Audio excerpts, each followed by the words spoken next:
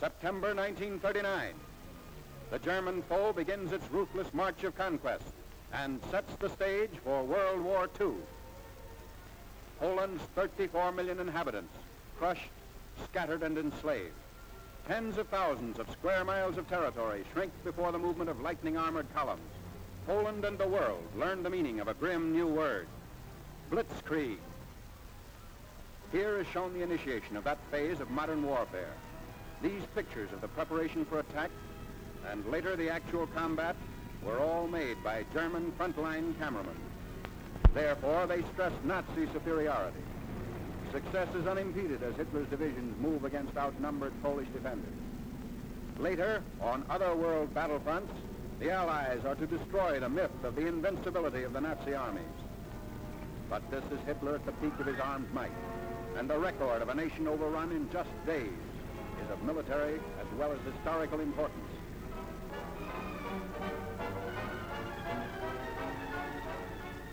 The spark is set off in the free city of Danzig. Nazi secret agents had long plotted the revolt against law and order.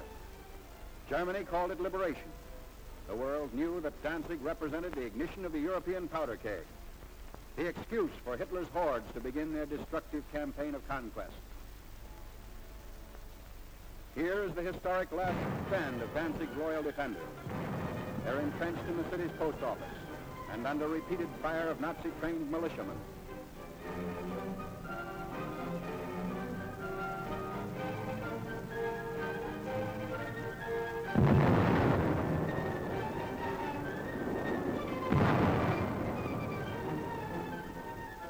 Taking cover behind an advancing tank, the attackers move in. Gasoline is sprayed on the building, and its doom is sealed.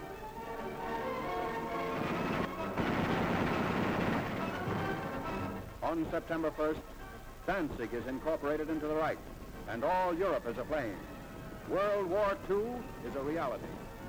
Nazi regulars move up. The Germans brazenly call it counterattack with pursuit.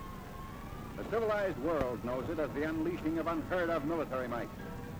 With little to stand in their way, the Nazi divisions roar across the Polish countryside and reveal for the first time the machines and weapons that are to terrorize a freedom-loving people. Military observers see the Nazi lightning warfare as setting the style for modern battle. Only a well-devised counter-blitz can stem the flanking and pincer movements of the wily Germans. The motorcycles bring up machine gunners for the opening of the attack.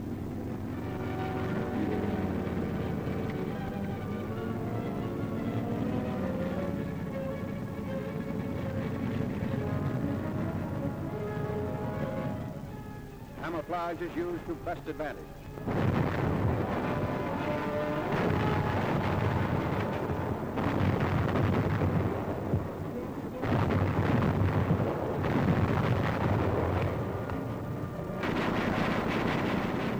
Tanks speed the advance as a Polish town is about to fall.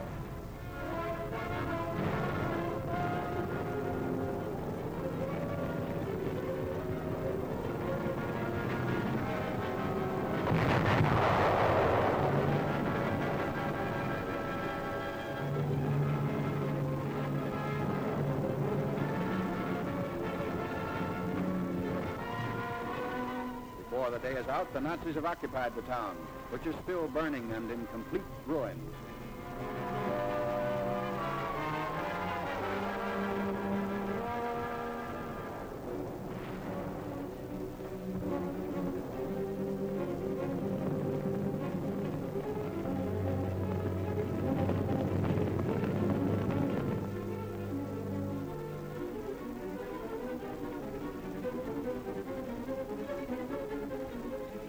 Wrecked equipment testifies to the Polish rout. There's no halt in the wrecked town. The military timetable calls for the rushing up of troops for more blitz attacks. The German strategy is to isolate Polish forces as quickly as possible. So the Nazi columns move according to prearranged schedule. 30 to 37 miles per day is the German claim.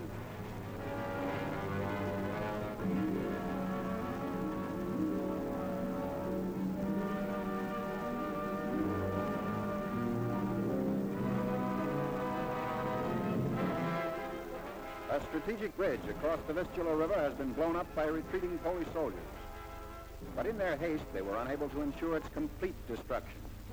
The enemy will be delayed, but temporary repair is not impossible for skilled mechanics to accomplish in fast time.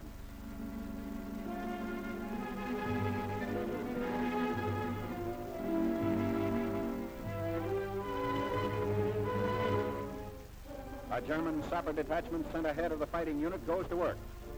These men are trained to construct emergency roads as well as bridges.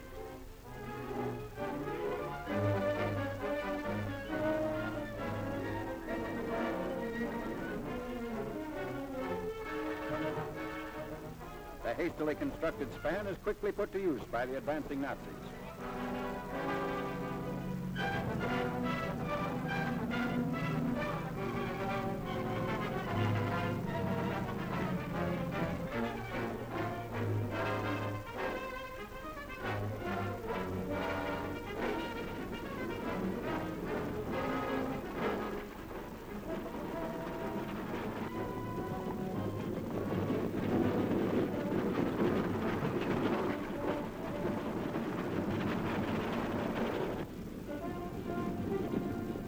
Many units don't even wait for the repairs. When bridges are scarce, shallow waters are forded.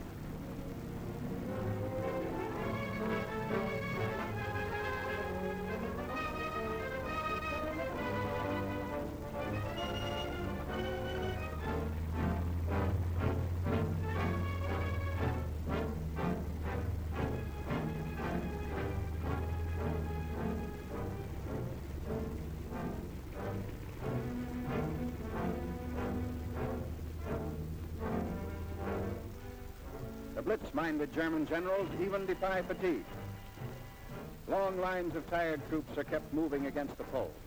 The operation is based on the principle that contact once made should never be lost. Naps are snatched on the move.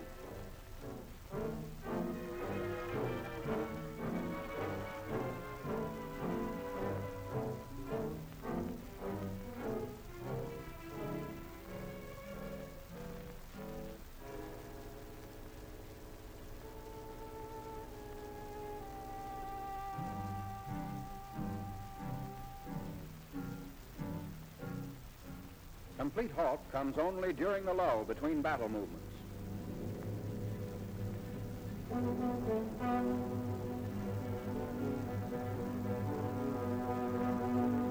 At all times, weapons are kept clean and ready for instant use. This enemy of ours has mastered every technique necessary to the maintenance of efficient fighting contingents.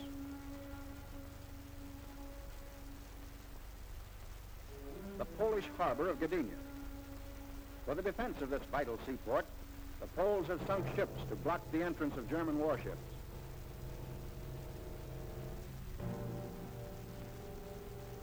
The Nazis direct their fire across the harbor. Military and naval forces are cooperating to bring about complete destruction of Polish defense installations.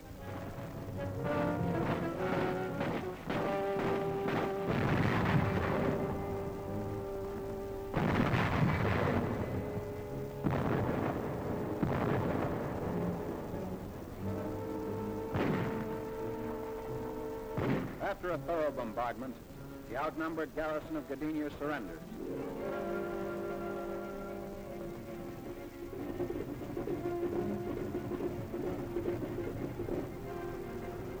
The Nazi air arm plays a major role in the wanton destruction of Polish territory. The method is now a familiar one. First reconnaissance planes go aloft to secure valuable photographic data.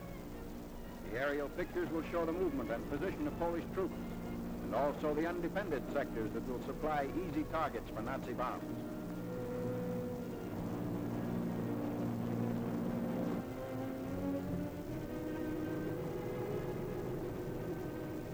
Immediately on landing, the valuable pictures are rushed to the field developing unit. Germans have stated that information thus revealed has formed the base for much of their decisive military operations in Poland. This photograph reveals a truck convoy, closely bunched at a crossroads. If proper distance and interval had been kept between vehicles, they would not be the target shown here.